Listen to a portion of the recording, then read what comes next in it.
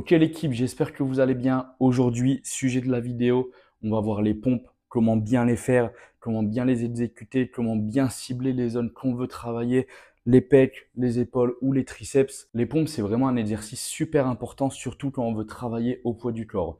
Pour moi, c'est le premier exercice que je pense quand on me dit exercice au poids du corps. Franchement, les pompes, c'est super facile et on a tous déjà fait des pompes dans notre chambre le soir ou le matin en se levant et on dit allez, on fait des pompes tous les jours. On l'a tous déjà fait, je pense. Ce qui est bien avec les pompes, c'est qu'il existe plein de variantes. Des variantes pour augmenter la difficulté, pour travailler des muscles différents. Par exemple, on peut commencer les pompes sur les genoux, on peut commencer les pompes classiques comme on les connaît, les pompes à un bras, les pompes archées.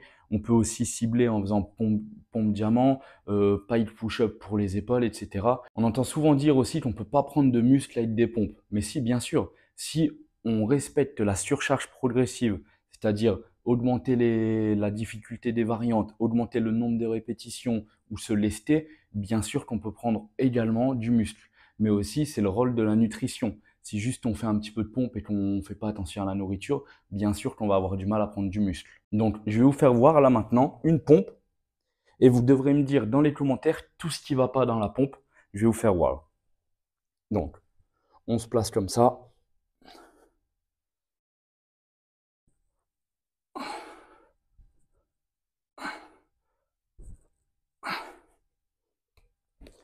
Bon, il y a énormément de choses à dire sur ce genre de pompe. À commencer par le gainage. C'est super important, les gars. Il faut gainer les abdos quand on fait les pompes. Sinon, on va moins bien cibler les muscles qu'on veut travailler. Et du coup, ça va perdre toute son importance. On va pas réussir à hypertrophier les muscles qu'on veut. Donc, le gainage, super important. Pas creuser le dos. Deuxième point, les coudes.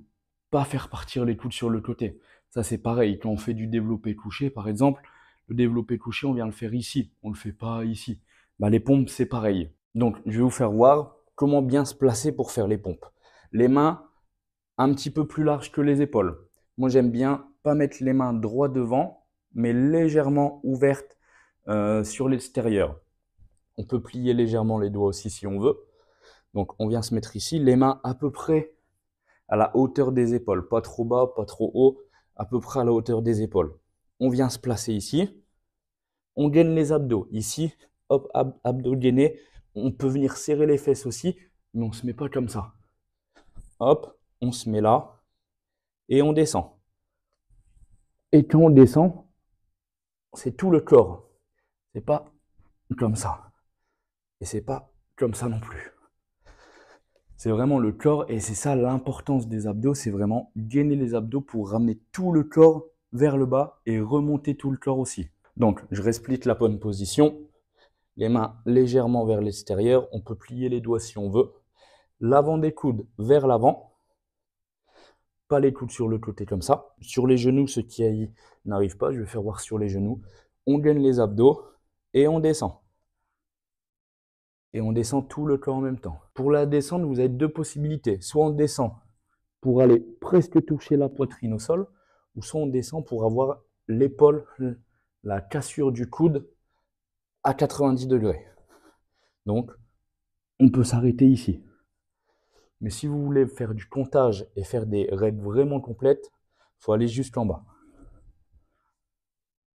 Hop, je refais voir sur les pieds. C'est pareil, l'avant des coudes, on gaine bien les abdos et on descend. Soit on s'arrête ici, ou soit on s'arrête ici, ok? Comme je vous disais, pour les variantes, il y a des variantes pour simplifier, pour rendre plus compliqué, ou des variantes pour travailler différents muscles. Ça, je vous laisse une petite fiche en haut, parce que ça, j'en ai déjà fait une vidéo.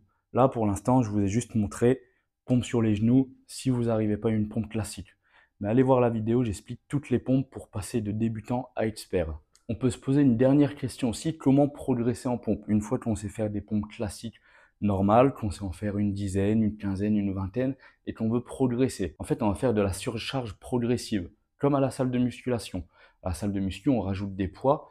Là, si on n'a pas de lest, comme un gilet lesté ou des poids pour mettre sur le dos, même que ça, c'est pas top, mais si on ne peut pas se lester, on va venir faire des variantes plus compliquées.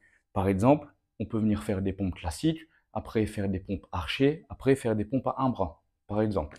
On peut venir rajouter du poids aussi. Et après, tout bêtement, on peut venir aussi juste ajouter le nombre de répétitions.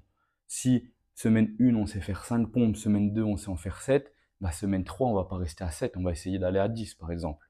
Donc voilà, maintenant vous n'avez plus aucune excuse pour ne plus faire des pompes, parce que maintenant vous savez comment les faire. On se place sur les mains et on peut y aller.